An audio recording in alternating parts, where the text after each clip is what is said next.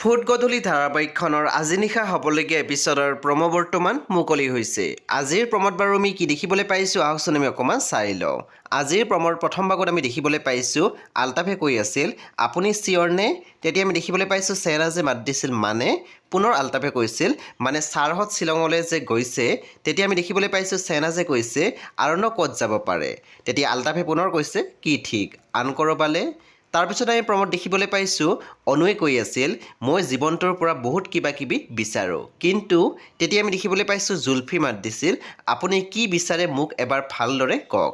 তাৰপিছত আমি প্ৰম'ত দেখিবলৈ পাইছোঁ ৰেণুৱে ফোনত কৈ আছিল মই অনু চলিহাৰ ভনীয়েক ৰেণু চলিহাই কৈছোঁ। চব বন্ধু বান্ধৱীসকল আজি নিশা 8:30 বজাত ৰং টিভিত আহিবলগীয়া ফুট গধূলি ধাৰাবাহিকখন খুবেই বেছি ইণ্টাৰেষ্টিং হ'বলৈ গৈ আছে। চ' আপোনালোকে চাবলৈ একেবাৰে নাপাহৰিব। পৰৱৰ্তী আপডেটৰ বাবে আপোনালোকে আমাৰ চেনেলটো ছাবস্ক্ৰাইব কৰি কাষত থকা বেল আইকনটো টিপি দিবলৈ একেবাৰে নাপাহৰিব।